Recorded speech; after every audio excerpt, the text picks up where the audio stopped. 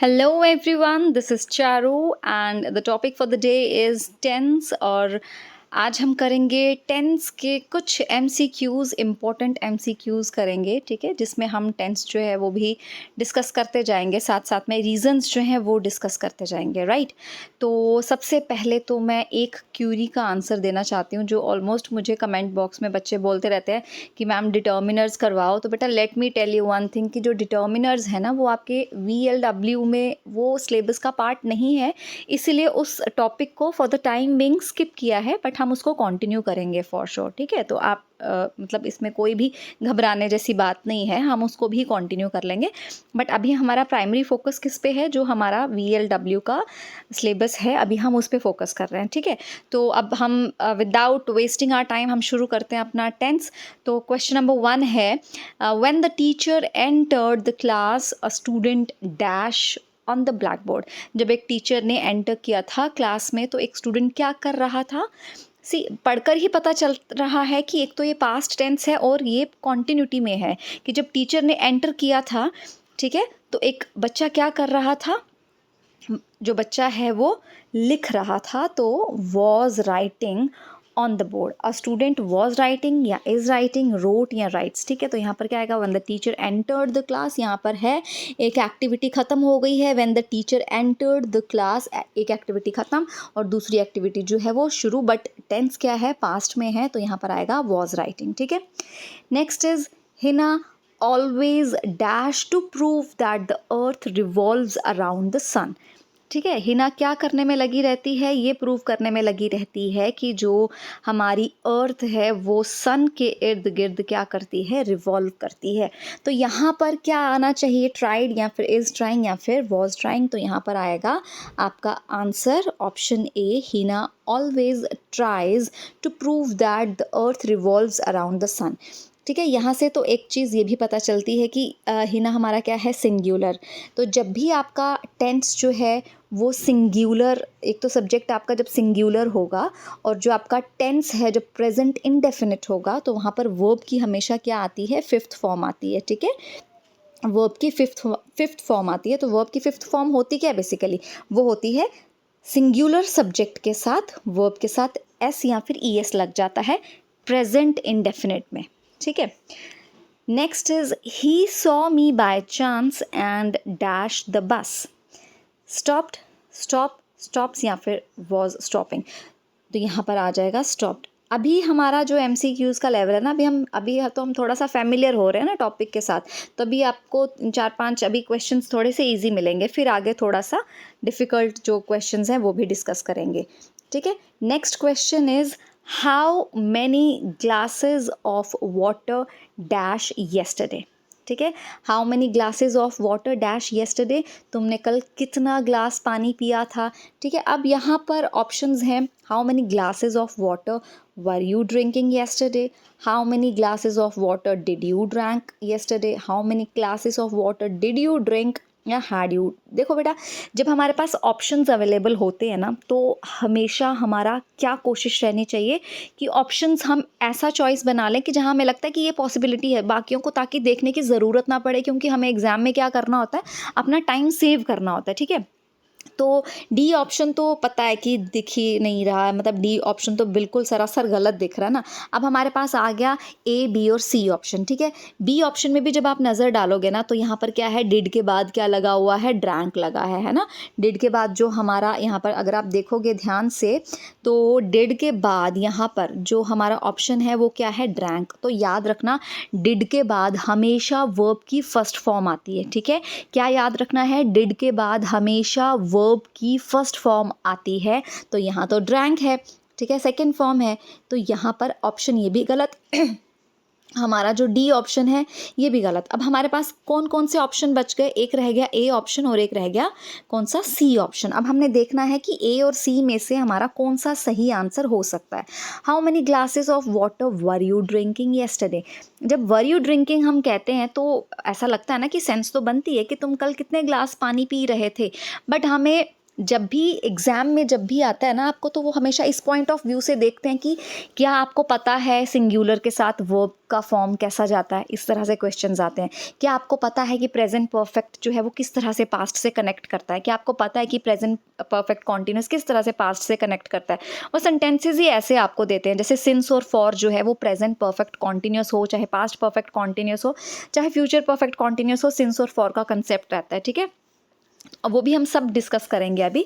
तो यहाँ पर वर यू ड्रिंकिंग भी नहीं आएगा। देखो बेटा, क्योंकि यहाँ पर आपका स्पेसिफिक टाइम मेंशन है, यहाँ पर yesterday, how many glasses of water dash yesterday, यानी कि एक्टिविटी का ये बताया है, येस्टरडे स्पेसिफिकली मेंशन किया है, यानी कि ये जो आपका टेंस है ये पास्ट सिंपल बोल लो, सिंपल पास्ट बोल लो, या फिर पास्ट इनडेफिनिट बोल लो। ठीक है, तो ये आपका पास्ट इनडेफिनिट टेंस है, क्योंकि यहाँ पर येस्टरडे बताया है। अब वो जो भी एक्टिविटी थी वो कल की कल ख़त्म हो चुकी है। ठीक है, ये पास्ट इनडेफिनिट एक्टिविटी है, जो कल के कल ख़त्म, जो बीता हुआ कल है, ख़त्म हो चुकी है। तो how many glasses of water did you drink. ठीक है, how many glasses of water did you drink yesterday. ठीक, next is he hurt himself while he dash fruits. तो यहाँ पर क्या आएगा, he hurt himself while he dash fruits. तो यहाँ पर आएगा, देखो कटेड तो होता ही नहीं है, कटेड इज़ नो वर्ड। ठीक है, तो यहाँ तो पहले ही आप डिलीट कर दो इस ऑप्शन को, क्योंकि कट की फर्स्ट फॉर्म भी कट है, सेकंड भी कट है, थर्ड भी कट है, कट कट कट, तो कटेड तो होता ही नहीं है, ये ऑप्शन पहले ही डिलीट हो जाएगा। Now he, next is while he cut fruits, नहीं, कट भी नहीं होगा। वाइल ही इज़, अब ये जो है ये आपका क्या है, आपका सेंटेंस पास्ट फॉर्म में है। ठीक है, तो अब यहाँ पर क्या आएगा, वाइल ही वॉज कटिंग। ठीक है, एक चीज़ और जो आपने याद रखनी है, वो क्या याद रखनी है, आपको ये याद रखना है। देखो बेटा, जब आपका वाइल कंजंक्शन यूज़ होती है ना, वाइल, तो वाइल क्या करता है, वाइल कब यूज़ किया जाता है, एक होता है, ये खैर कंजंक्शन का सेंटेंस है, बट आपको टेंस में भी आ सकता है, ये बता सकते हैं, क्योंकि टेंस सेंटेंस तो हमारा टेंस से ही बनता है। आपको क्या याद रखना है, देखो जो आपका वाइल होता है ना, वाइल, वाइल हम कब यूज़ करते हैं, जब आपकी दो एक्टिविटीज़ एक साथ चल रही होती हैं, तब हम वाइल को यूज़ करते हैं। ठीक है, जब आपकी दो एक्टिविटीज़ जो हैं वो एक साथ काम कर रही हैं, for example we should not talk on mobile phone while driving the car. ठीक है, तो when we are driving the car we should not talk on mobile phone, नहीं, while we are driving the car we should not talk on mobile phone, correct. ठीक है, तो while, देखो car भी चला रहे हो, फ़ोन पे बात भी कर रहे हो, तो यहाँ पर दो काम इकट्ठे हो रहे हैं, तो while यूज़ किया जाता है। और when कब यूज़ किया जाता है, जब आपकी एक एक्टिविटी ख़त्म हो गई और दूसरी एक्टिविटी जो है वो शुरू हुई। ठीक है, तो ये डिफरेंस है while और when का, ये भी याद रखना। तो यहाँ पर भी क्या आ गया, he hurt himself while he was cutting fruits. ठीक है, नेक्स्ट है आपका sentence number 6, he still remembers the day when he dash to school. ठीक है, उसको अभी भी, he still remembers the day, उसको अभी भी याद है, क्या याद है, व्हेन ही फर्स्ट, जब ये आ गया ना आपके पास phrase when he first dash to school, ये व्हेन ही फर्स्ट ये डिनोट करता है कि आपका जो टेंस है ये पास्ट है। अब आगे आप जो भी फिल करने वाले हो वर्ब, वो पास्ट फॉर्म में होना चाहिए। ही स्टिल रिमेंबर्स द डे, उसको अभी भी ये दिन याद है, कौन सा दिन याद है, when he first dash to school. तो क्या आएगा, वॉज गोइंग। देखो कहा ना, जब ऑप्शंस होंगे तो उसको ईजी बनाने की कोशिश करो। फटाफट देख लिया कि वॉज गोइंग तो है नहीं, ठीक है, इज़ गोइंग भी नहीं है। अब बच गया हमारे पास वेंट या फिर गॉन, इनमें से क्या हो सकता है, when he first went to school या फिर when he first gone to school. ठीक है, गॉन जो है ये हमारी थर्ड फॉर्म होती है, और थर्ड फॉर्म हमें पता है कि कब लगती है, हैज़, हैव या हैड के साथ वर्ब की थर्ड फॉर्म लगती है। तो यहाँ सेंटेंस में कहीं पे भी हैज़, हैव या हैड तो है नहीं। तीसरा, अगर पैसिव फॉर्म की बात करें, एक्टिव पैसिव हम डिस्कस कर चुके हैं, अगर हम पैसिव की बात करें तो भी आपका जो थर्ड फॉर्म है वो इज़, एम, आर या फिर वॉज वर के साथ लगता है, और ना ही यहाँ कहीं पर is, am, are, was were है। तो इसका मतलब है जो आपका गॉन ऑप्शन है ये भी आएगा नहीं। तो क्या बच गया आपके पास, वेंट। तो he still remembers the day when he first went to school. ठीक है, now the next sentence is the train had left before I dash the station. ठीक है, जो ट्रेन है वो जा चुकी थी जब मैं स्टेशन पे पहुंचा। ठीक है, अब यहाँ पर ऑप्शन क्या आना चाहिए, यहाँ पर जो आपका ऑप्शन होगा, the train had left before आई। अब देखो रीच तो आएगा नहीं, है ना। हमने क्या करना है, हमने ऑप्शंस ईजी करने, ऑप्शंस दिए होते हैं तो फटाफट ऑप्शन को ईजी करने के लिए डिलीट कर देने हैं जो ऑप्शंस आपको देखते ही लग रहा है कि नहीं है। वॉज रीचिंग तो होगा नहीं, रीचेस भी नहीं होगा, रीच भी नहीं होगा, तो बच गया एक रीच्ड। ठीक है। हाँ, यहाँ पर आपको ऑप्शन कौन सा कंफ्यूज कर सकता था, अगर आपको यहाँ पर ऑप्शन दिया होता the train had left before I had reached, ये भी हो सकता था, बिल्कुल हो सकता है ऑप्शन में। ठीक है, या फिर रीच्ड।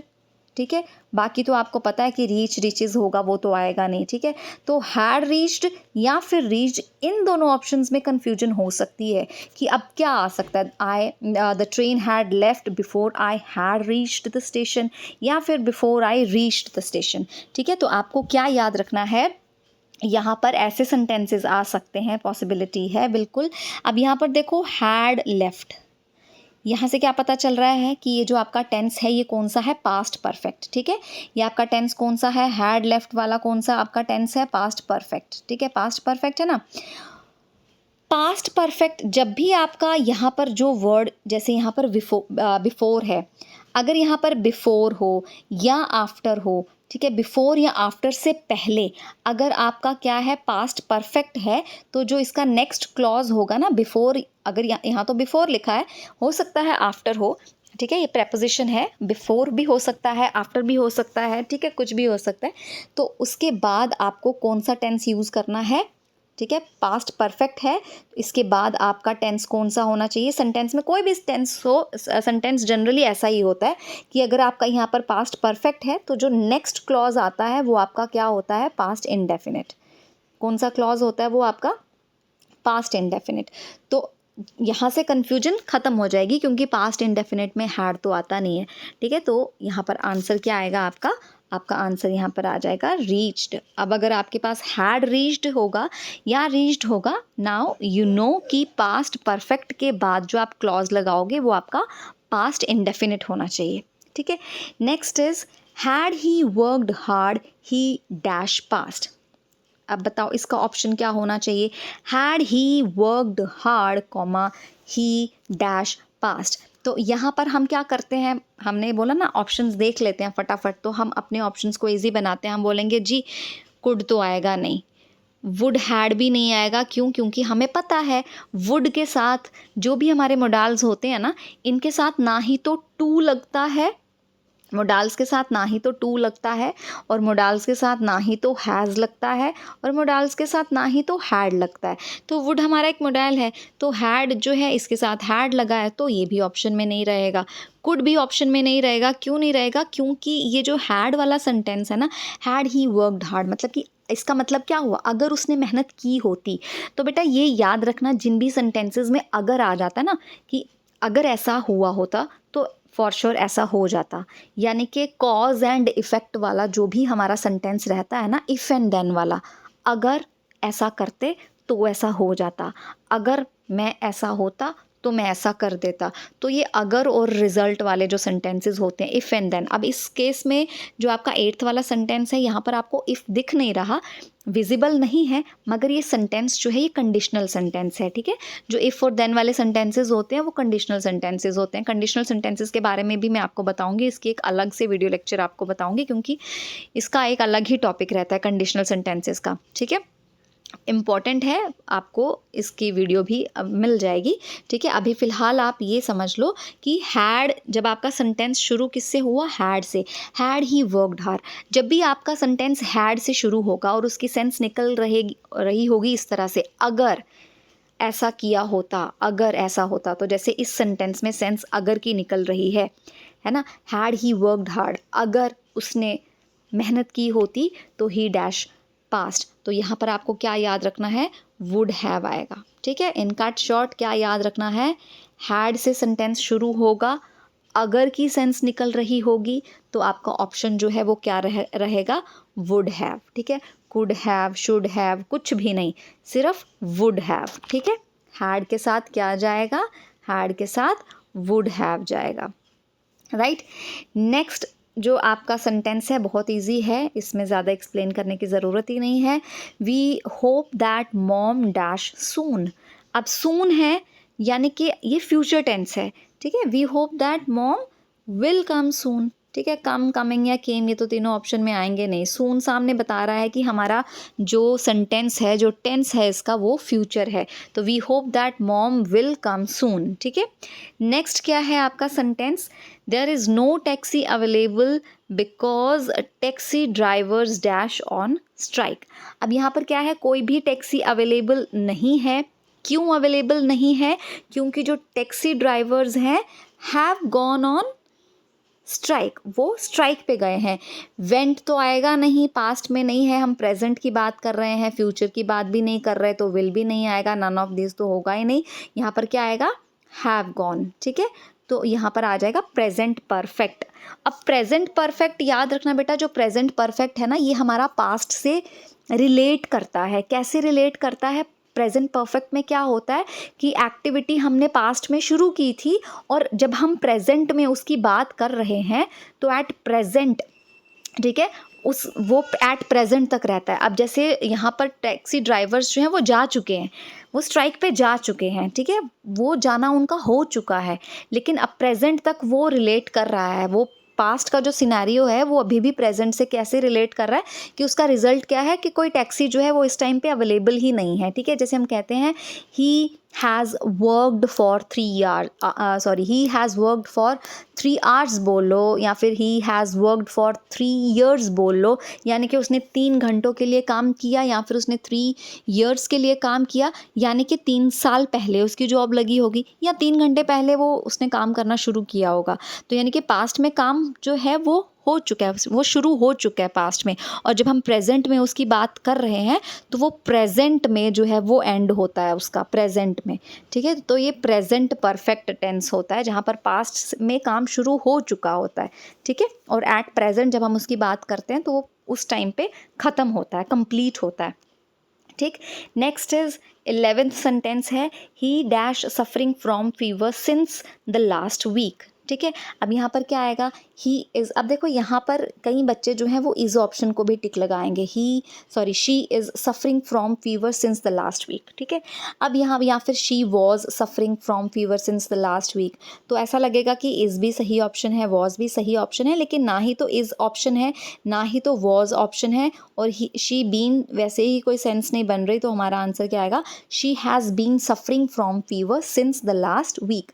अब याद रखना, मैंने आपको बोला था ना कि प्रेजेंट परफेक्ट कॉन्टिन्यूस हो, ठीक है, चाहे पास्ट परफेक्ट कॉन्टिन्यूस हो, चाहे फ्यूचर परफेक्ट कॉन्टिन्यूस हो, सिंस और फॉर जो है ये इसमें, इस टेंस में बहुत इंपॉर्टेंट रोल प्ले करते हैं। ऐसा नहीं है कि सिंस जो है वो प्रेजेंट सिंपल में नहीं आ सकता या फिर प्रेजेंट कॉन्टिन्यूस में नहीं आ सकता है आप, ठीक है, लेकिन एग्ज़ाम में स्पेशली जब हम एग्जामिनेशन पॉइंट ऑफ व्यू से बात करते हैं, तो जब आपको एग्ज़ाम में ये सेंटेंसेस आते हैं ना, तो एग्जामिनर का जो जो मेन मोटो, मेन पर्पज़ ही यही होता है, ये चेक करना कि बच्चे को पता है सिंस और फॉर का कंसेप्ट प्रेजेंट परफेक्ट कॉन्टिन्यूस के केस में, या फिर पास्ट परफेक्ट कॉन्टिन्यूस के केस में, या फिर फ्यूचर परफेक्ट कॉन्टिन्यूस के केस में सिंस और फॉर को एक इम्पॉर्टेंट पार्ट माना जाता है इन टेंसेस का, ठीक है, परफेक्ट कॉन्टिन्यूस टेंसेस का, चाहे वो प्रेजेंट परफेक्ट कॉन्टिन्यूस हो, चाहे वो पास्ट परफेक्ट कॉन्टिन्यूस हो, चाहे वो फ्यूचर परफेक्ट कॉन्टिन्यूस हो, तो सिंस और फॉर जो है वो इनका इंपॉर्टेंट हिस्सा होता है, ठीक है। तो यहाँ पर क्या याद रखोगे आप, सिंस और फॉर का क्या याद रखोगे कि जो भी हमारे प्रेजेंट कॉन्टिन्यूस टेंसेज होंगे ना, चाहे वो प्रेजेंट परफेक्ट कॉन्टिन्यूस हो, ठीक है, प्रेजेंट परफेक्ट कॉन्टिन्यूस या फिर पास्ट परफेक्ट कॉन्टिन्यूस या फिर फ्यूचर परफेक्ट कॉन्टिन्यूस, उनमें सिंस और फॉर जो है वो लग सकता है। अब सिंस कब लगता है, सिंस लगता है पॉइंट ऑफ टाइम के लिए, ठीक है, बिल्कुल पॉइंट ऑफ टाइम के लिए, ठीक है। अब पॉइंट ऑफ टाइम क्या हो गया, पॉइंट ऑफ टाइम हो गया जब हम एग्जैक्ट पॉइंट की बात करते हैं, एग्जैक्ट टाइम की बात करते हैं, since Monday, since evening, since morning, since Tuesday, since Friday, exact, चाहे वो डे का नाम हो, एग्जैक्ट डे का नाम, चाहे वो हमारा पार्ट ऑफ द डे हो, मॉर्निंग, इवनिंग, आफ्टरनून, ठीक है, चाहे वो हमारा ईयर हो, सिंस 1992, चाहे वो ईयर हो, जब हम exact dot point of time की बात करते हैं वहाँ पर सिंस लगता है। और फॉर कब लगता है, फॉर हम लगता है जब हम एक्सपैंडेड टाइम पीरियड की बात करते हैं या फिर ड्यूरेशन की बात करते हैं, जैसे 1 ईयर ड्यूरेशन हो गया, 1 वीक ड्यूरेशन हो गया, 10 ईयर्स ड्यूरेशन हो गया, ठीक है, डिकेड्स ड्यूरेशन हो गया, ठीक है। तो जहाँ पे ड्यूरेशन लेंथ ऑफ टाइम होगा, जैसे 2 आवर्स, 3 आवर्स, 1 आवर, 5 आवर्स, ठीक है। तो जहाँ पे लेंथ होगी टाइम की, वहाँ पर हम क्या लगाते हैं, फॉर। और सिंस कहाँ पे लगाते हैं, पॉइंट ऑफ टाइम। और सिंस और फॉर जो है, ये हो सकता है आपको फिलअप इस तरह से आ जाए कि प्रेजेंट परफेक्ट कॉन्टिन्यूस में ऑलरेडी टेंस भी मेंशन किया हो, या फिर प्रेजेंट नहीं है, पास्ट है, फ्यूचर है, टेंस ऑलरेडी मेंशन किया हो, और आगे सिंस या फिर फॉर के लिए ब्लैंक छोड़ दी हो, वहाँ पे डैश 2 आवर्स लिखा हो और आप भर के आ जाओ सिंस 2 आवर्स, ठीक है। तो सिंस 2 आवर्स नहीं होता, फॉर 2 आवर्स होगा, ठीक है। और एक और चीज़ जो आपको याद रखनी है कि इन सेंटेंसेस में फ्रॉम तो लगता ही नहीं है, कि जैसे she has been suffering from fever from the last week, ठीक है। कि आप सोचो कि सिंस की जगह पे सिंस, फॉर या फिर फ्रॉम, तो यहाँ पर तो ठीक है, यहाँ पर है, ये तो सेंटेंस की डिमांड है। लेकिन जब हम टाइम पीरियड के साथ लगाएंगे, ठीक है, तो वहाँ पर सिंस लगाओगे टाइम पीरियड के साथ, या फिर फॉर लगाओगे। सिंस लगाओगे बिल्कुल एग्जैक्ट पॉइंट ऑफ टाइम के लिए, फॉर लगाओगे ड्यूरेशन ऑफ टाइम के लिए, लेकिन फ्रॉम जो है वो यहाँ पर टाइम पीरियड के साथ नहीं लगेगा, ठीक है। तो answer will be she has been suffering from fever since the last week. Now next question जो है question number 12, this is Meena has been suffering. अब देखो यहाँ पर क्या आ गया, Meena has been suffering from malaria since she dash her job. अब यहाँ पर बताओ कि क्या ऑप्शन हो सकता है। देखो अब हमने क्या बोला कि हम ऑप्शन को इजी करते हैं जब ऑप्शंस आ जाते हैं। हमें पता है ये प्रेजेंट परफेक्ट कॉन्टिन्यूस है, तो प्रेजेंट परफेक्ट ये तो होगा नहीं, वॉज लिविंग ये भी नहीं होगा। अब हमारे पास बच गया हैड लेफ्ट और लेफ्ट, ठीक है। क्या बच गया, हैड लेफ्ट और लेफ्ट। अभी अभी मैंने आपको एक चीज़ समझाई, क्या समझाई, कि जो हमारा प्रेजेंट परफेक्ट कॉन्टिन्यूस होता है और जो प्रेजेंट परफेक्ट होता है, इनका लेना देना पास्ट के साथ होता है, कि एक्टिविटी पास्ट में शुरू हो गई होती है। और जब जब हम प्रेजेंट परफेक्ट की बात करते हैं तो क्या होता है, एक्टिविटी हमारी पास्ट में शुरू हो गई होती है, और प्रेजेंट तक जब हम उसकी बात करते हैं तो वो उस टाइम उस प्रेजेंट में वो एक्टिविटी कंप्लीट होती है जब हम उसकी बात करते हैं, पास्ट परफेक्ट के केस में। और past perfect sorry present perfect के केस में क्या होता है कि एक्टिविटी पास्ट में शुरू हो चुकी होती है, और प्रेजेंट में हम उसकी जब बात करते हैं तो वो एक्टिविटी कंप्लीट होती है। और प्रेजेंट परफेक्ट कॉन्टिन्यूस के केस में क्या होता है कि एक्टिविटी जो होती है वो क्या होता है, एक्टिविटी आपकी पास्ट में शुरू हो गई होती है, लेकिन जब हम उसकी प्रेजेंट में बात करते हैं तो हमें नहीं पता कि वो एक्टिविटी अब आगे कंटिन्यू। जैसे मैं बोलूँगी कि she has been reading for 2 hours, तो वो 2 घंटे से पढ़ रही है, कंटिन्यू है, लेकिन मुझे अभी नहीं पता कि इसके बाद क्या एक्टिविटी है उसकी, वो पढ़ रही है नहीं पढ़ रही है, ठीक है। तो वो कंटिन्यूड होती है। तो यहाँ पर भी है, Meena has been suffering from fever. Meena जो है वो सफरिंग, वो अभी भी एट प्रेजेंट हम बात कर रहे हैं ना कि वो फीवर से सफ़र कर रही है, ठीक है। कब, और फीवर कब उसको हुआ था, since she had left her job, या फिर since she left her job. क्या आना चाहिए यहाँ पर, since she left her job, क्योंकि एक्टिविटी आपकी पास्ट में शुरू हुई, और वो पास्ट होता है हमारा पास्ट इंडेफिनिट। जब आपकी एक्टिविटी शुरू हुई, दैट इज़ पास्ट इंडेफिनिट की बात कर रहे हैं, पास्ट इंडेफिनिट से प्रेजेंट टाइम तक जो आप बात कर रहे हो, ठीक है। So this is present perfect continuous, यहाँ पर आ जाएगा left. Next is my father dash to morning walk daily. अब यहाँ पर एग्जामिनर का क्या पर्पज़ है, इस सेंटेंस को देखोगे तो यहाँ पर एग्जामिनर ये देखना चाहता है कि आपको ये पता है कि नहीं पता, क्योंकि जब यहाँ पर डेली की बात चल रही है, यानी कि डेली रूटीन की बात चल रही है, जो एक्टिविटी रोज़ होती है, तो वो एक हैबिचुअल फैक्ट होता है। वहाँ पर सिंगुलर है तो वर्ब की कौन सी फॉर्म आएगी, 5th फॉर्म आएगी, my father goes to morning walk daily, ठीक है।